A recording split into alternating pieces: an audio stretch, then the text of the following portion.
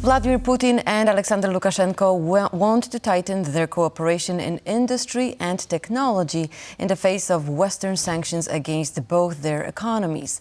These issues were their main focus during Putin's latest visit to Belarus. And joining me right now to talk about Russia and Belarus is Alan Flowers, chairman of the Anglo-Belarusian Society. Good morning, Alan. Thank you very much for joining me today.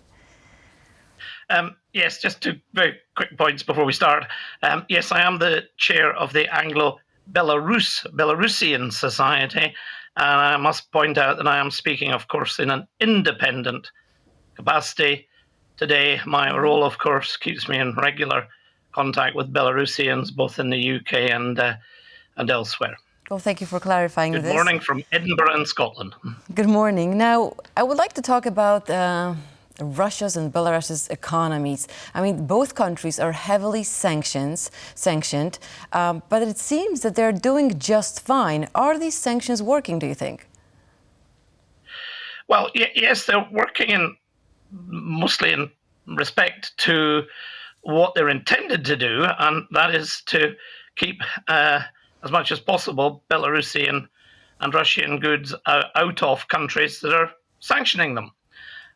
But what the West cannot do, and my country in particular, the UK, is sanction activities with countries that are in Mr. Putin's sphere of influence, given that he will assist Mr. Lukashenko with these economic issues, as he's been doing for the last 20 plus years. So the fact that Belarus and Russia made very adept turnarounds to boost their economy through trading elsewhere, including Kazakhstan, Uzbekistan, of course, a lot with China, is part of the answer to how the economies keep going. And of course, there is the issue of the third country transit of goods, which is highly suspect, and that is we have ideas that particularly Kazakhstan may well as countries that goods are being routed or relabeled through.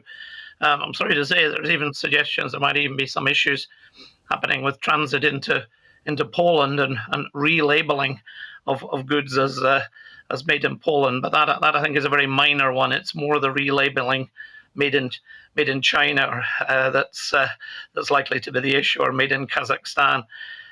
So sanctions, yes, working mostly as intended, and I'm pleased to say my country, UK, has just recently tightened up some of those loopholes, maybe not quite all of them, and one might argue, well, how come 2 years into a war we're still tightening up? But at least the West is attending to this, and yes, largely keeping goods that shouldn't be moving out of Belarus. We can't stop them getting across that porous border from Belarus to Russia, and that's, of course, a lot about what that meeting of Mr. Putin with Mr. Lukashenko was all about the last 2 days. That's right. Now, I would like to talk about their relationship. Now, Belarus allowed Russian forces to station in Belarus. Also, in 2023, Russia moved some of its tactical nuclear weapons to Belarus. So it seems that Russia is getting a lot out of this relationship. But what is Belarus getting out of this? Well, the very fact we've seen Mr. Lukashenko, which we will only call him that because, of course, his election was thoroughly not legitimate. Even Britain, for a British foreign minister to use the phrase lacks legitimacy is actually getting somewhere in this very delicate diplomacy that Britain tends to carry out. So what's Mr. Putin getting out of it? He's still in power. He's there 4 years on. Mr. Putin has paid essentially a rental price on renting the lands of Belarus, and you're quite right to say Mr. Putin gets a lot out of it. He gets a training camp for his soldiers. He gets a production facility run by that great collective farm manager, Mr. Lukashenko. We have to remember that was one of his first main employments, running a collective farm in the Mogilov Oblast. Well, I find myself comparing what he's doing now. Rather, certainly, he's managing a rather larger kolkhoz called Belarus, and managing it really quite effectively for Mr. Putin, who is, as we can see, pulling all the strings. So I rather find a comparison. It's like a former USSR chairman of the Communist Party. So are you saying that USSR, just Lukashenko gets... one of the Kolkhoz managers. Now Lukashenko, we can say, gets peace, and also he's just secured by Russia. So that, but I think that relation with Putin is the most important thing for him right now, right? He needs, I mean, a huge ally. It has been mostly. Of course, he will turn when he had his occasional fallouts with Putin. He would turn to the West and make overtures. I remember particularly this in the run-up to 2020 in the UK, when we fell into the trap of allowing a $1 billion bond issue on the London Stock Exchange in this run-up period, 17, 18, 19. So he plays this, what in Belarus international relations is known as this east-west vector. West, he'll point sometimes to the west. He hasn't been able to do that at all since 2020, and in particular since he assisted with allowing his country to be the landing strip from which Russia was able to invade Ukraine. Of course, that danger continues. Yes, and Mr. Putin, I noticed, was the Kremlin in a news release that Reuters published was describing Belarus as their main ally, their greatest friend, and all that terminology. So, Putin is performing as a Soviet Union or even a Russian Tsar. He's visiting his borderlands. Mm-hmm. So this plays very well, I'm sure, on Russian TV. There's Mr. Putin out there being feted in Belarus yesterday, and I gather it's Uzbekistan today. So he's doing his tour of what he might consider to be his provinces. Mm-hmm.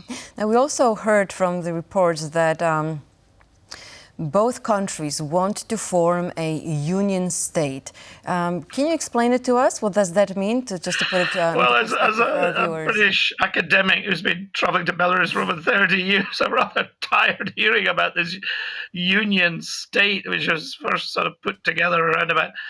But can you tell us what it is? What is the meaning of that? The CIS, Lukashenko, remember, has been in power since 1994. But by the way, in July, we have to reflect on the fact he will have reached 30 years running Belarus in one way or another.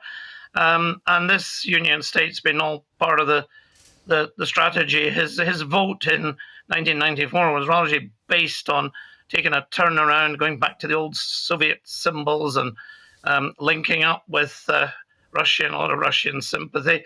The CIS main offices are in Minsk. That's why a number of meetings take place there. And the union state was all part of it. But Lukashenko dragged his feet big time on that for many, many years, because he wants as much as possible to be in control of his lands that are Belarus. Mm-hmm. But he's had to cede that since 2020, first of all, to get the money to prop him up during what was nearly a very successful let's call it revolution, because the Belarusian people collectively very much woke up in 2020, and then of course 2022, having allied himself with the Russian invasion of Ukraine and assisted that. Right. So union state, and they've been talking about this closer ties thing. You can go. Can back it get any closer? That's the question. Releases on the union state. Can it get any closer? That's the big question. I mean, they're pretty close allies. Now, in January of 2023, the Parliamentary Assembly of Europe estimated that between 200,000 and 500,000 Belarusians had fled the country. So we also know that Belarusians are not supporting Lukashenko, and if they are, it's probably just a stage because they're scared to voice their opinion. What do you think has to happen for Lukashenko to go, for this regime to go? Of course. Well, let me take that in two parts. Yes, very good that you remind your viewers Belarusians in the majority do not support what is happening, and Mr. Lukashenko has had to live with that since it was very manifest in 2020. And a Belarus people that inherently are a very cultured, peaceful, very European people in terms of mentality. Yes, many, of course, have a Russian cultural, but and let's remember, keep calling them Belarusians. In English, we term it that way. I know there are some languages in Europe, La Belarusie, where it's closer to the old Soviet version. In English, that was turned around 30 years ago. So it's also part of a reminder about this independence of the Belarusian people. Now, you're saying, what has to be done? Well, yes. In 2020, it could have been a bidding war with Mr. Putin. If the West had outbid, I had many colleagues saying, well, let's be careful because Mr. Putin had already, of course, invaded part of Ukraine. He'd invaded part of Ukraine in 2014. So the alarm bells were already ringing. And don't forget about Georgia in 2008. Some people, I don't have short memories. I'm an old man. Maybe my memory's not quite as short. Having been in Georgia when the tanks rolled in 2008, many people were rather frightened. Well, what's going to happen with Belarus? And in a way, Mr. Lukashenko essentially rolled over and allowed a form of Russian invasion. He gave up ceded more control of bases and use of his territory. So getting rid of them, there clearly are difficulties about the timing and the posturing that Mr. Putin has taken with Mr. Lukashenko. But what does it need? Well, there's plenty of people written recipes for that, and there was a view that the economy will get you, and if Mr. Putin isn't careful with his spending on armaments, we're going to see the economic collapse not too dissimilar to what we had in the Soviet Union in the 80s that contributed to the collapse of the Soviet Union. And with an appropriate squeeze, if these trading ties that we have admitted have been formulated, and China's in the game there as well in certain ways, but if the trade with Russia through a poor Russian economic situation begins to falter, that is going to make the Belarusian people unhappy. Now, it's the Belarusian people who will decide their future, maybe admittedly with some assistance from the West, but at the end of the day, it'll be the tipping point where the Belarusian people become unhappy enough to then, despite all the threats, and by the way, people are still being taken and more political prisoners being created every week. That's right. So the pressure on the Belarusian people is enormous. A lot of people say, well, why are they not, rising up against Mr. Lukashenko? Well, look at what happened in 2020. The fact that we have nearly 1,400 political prisoners in these very unpleasant, stinking, unhealthy jails. Well, that's a topic for a whole new conversation. The opposition. Now, Alan, very difficult, but the timing will come. Alan Flowers, thank you very much for your insights.